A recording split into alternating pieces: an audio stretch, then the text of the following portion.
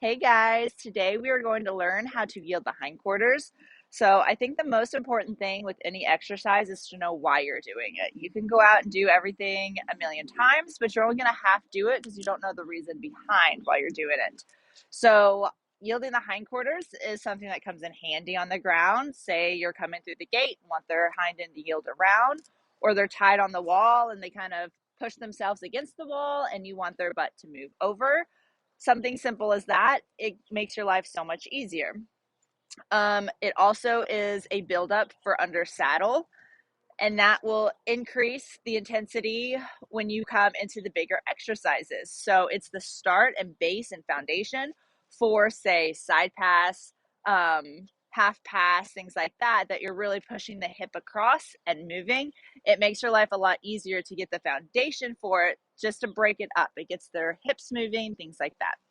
So it is also a big safety thing. When you're just under saddle, it gives you that safety cue. Whenever their feet are crossed, they can't buck, they can't take off, they can't do anything like that. So it gives you that big safety background too. So it's a good exercise to do on the ground and under saddle. I'm going to show it to you today for on the ground to get you started.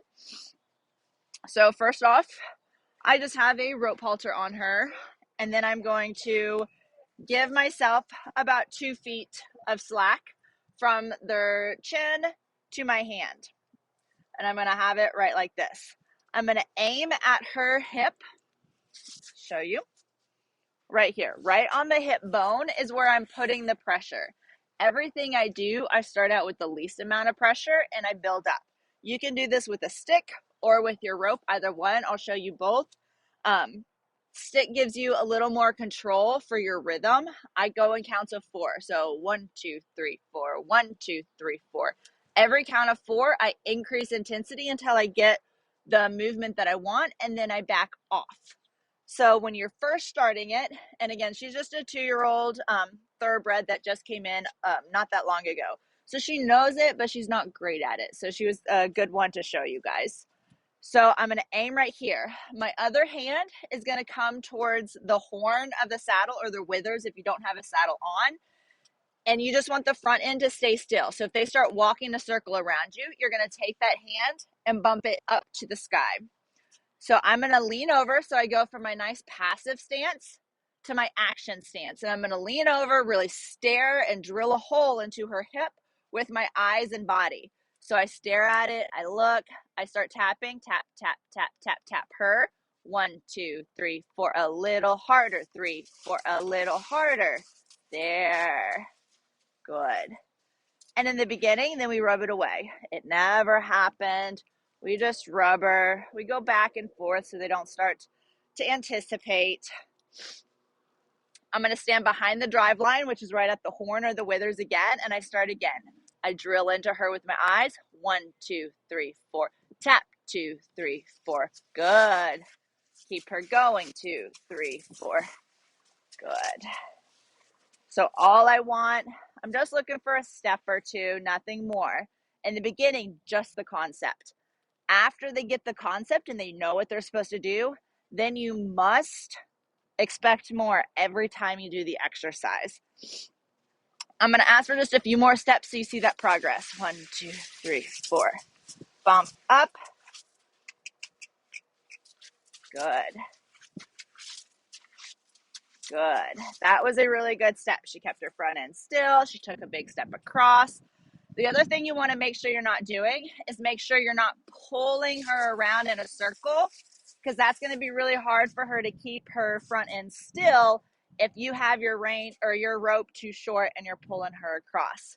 What you do on one side, you'll do on the other. The other side, I'll show you with the rope. If you don't have a stick and you want to go to the rope, or you're taking your pressure down. Good. Good. Good. And I'm just keeping that hand raised at her wither area. I'm not trying to pull on it unless I need to. And if I do, it's just a bump up and down. I bump up and then release. So I'm not holding her there. I'm just saying, please don't walk forward. So she gets the idea of what we're doing. Now we go again. Look at her hips. Stare down. See my shoulder? It's dipped down. Good. And she's really given to that pressure. She's trying to really flex around, which is fine. It's a good problem to have. I'm just not too worried about it right now. So again, anytime their hips are crossed, they can't do anything too naughty like buck or take off or kick out at you, things like that.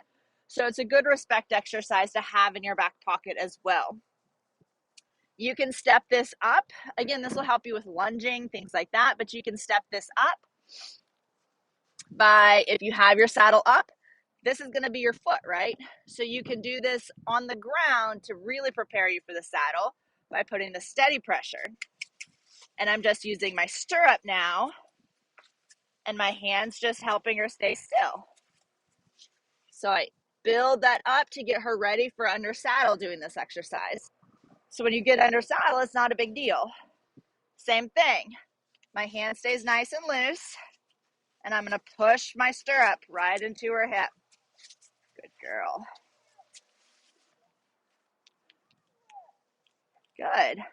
So real simple, but it's a good exercise that you really need in your back pocket that will build up and really help you out. And I hope this helps. Thanks, guys.